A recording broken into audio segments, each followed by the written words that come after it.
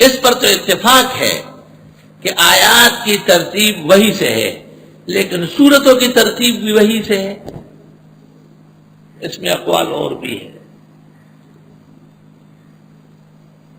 وفیہ حکایت عجیبہ، 8-10 سال پہلے دور تفسیر میں نے اتقان کے حوالے سے یہ بات کہنی تھی کہ جلال سیوطی نے لکھا ہے کہ سورتوں کی ترتیب صحابہ کے اجتہاد سے ہے، لیکن مجھے بہت افسوس ہوا تو میں نے بیان نہیں کیا، اور صرف اتنا کہا کہ جلال الدین سیوطی پر تعجب ہے، کیسی بات کہی۔ اور میں نے کہا کہ صحابہ نے تو ایک سورت سے پہلے بسم اللہ تک نہیں رکھا، قیاس سے اور اجتہاد سے۔ 113 سورتوں کے شروع میں ہے نا، لیکن سورت توبہ کے شروع میں نہیں ہے، تو صحابہ نے مل کر اتفاق کیا کہ جب کسی کے پاس بھی نہیں ہے تو نہیں رکھو۔ تو صحابہ کرام نے قرآن کریم میں ایک بسم اللہ کا بھی اضافہ نہیں کیا قیاس اور اجتہاد سے، سورتوں کی ترتیب کیسے ہو سکتی؟ اتقان میں جو لکھا ہے وہ صحیح نہیں۔ ہاں، تو جب درس ختم ہوا اور میں اپنے کمرے میں چلا گیا اور سو گیا تو میں نے خواب دیکھا کہ جلال الدین سیوطی رحمۃ اللہ علیہ فرماتے ہیں آپ کا شکوہ صحیح ہے، اتقان میں غلط ہے، میں آپ کو صحیح کتاب بھیج دوں گا، اس میں یہی لکھا ہے جو آپ بیان کرتے ہیں کہ ترتیب آیات کی اور ترتیب سورتوں کی دونوں توقیف یعنی وحی کے ذریعے ہے۔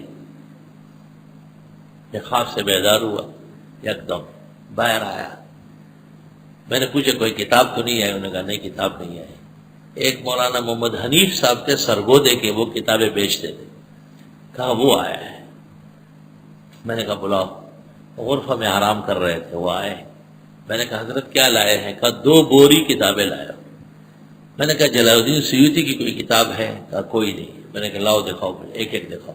میں دیوار کے ساتھ بیٹھ گیا، ایک ایک دیکھتا گیا۔ تیسری کتاب جب نکل آئی اس پر جلال الدین سیوطی کا حاشیہ ہے اور اس میں لکھا ہے فصل فی ترتیب السور و آیات القرآن۔ ابھی خواب دیکھا اور ابھی کتاب پہنچ گئی، معمولی سا حاشیہ ہے لیکن جواب اس سے بالکل متقن جواب ہے، اور فرمایا کہ سورتوں کی موجودہ ترتیب پہلی فاتحہ، پھر بقرہ اور پھر آل عمران، پھر اس طریقے سے نساء و مائدہ، یہ مکمل ترتیب سورتوں کی آیات کی طرح یہ توقیف سے ہے، وحی سے ہے، نہ کہ باجتہاد صحابہ۔ بعض لوگوں کو اس سے اشتباہ ہوتا ہے کہ حضرت عمر رضی اللہ تعالیٰ عنہ فجر کی پہلی رکعت میں سورت کہف پڑھتے تھے اور دوسری رکعت میں سورت یوسف پڑھتے تھے، تو وہ ترتیب کی وجہ نہیں ہے، وہ نزول کی وجہ ہے۔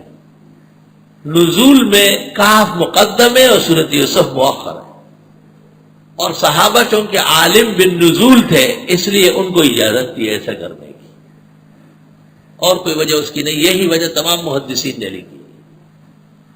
اور جو فرقہ کہتے ہیں کہ جی قرآن مجید کی آیات اور سورت آگے پیچھے بالکل غلط، سورت یونس میں ہے قل ما یکون لی ان ابدلہ من تلقاء نفسی، آپ فرما دیجئے کہ میں اگر چاہوں بھی تو آیت آگے پیچھے نہیں کر سکتا، اللہ نہیں کر سکتا۔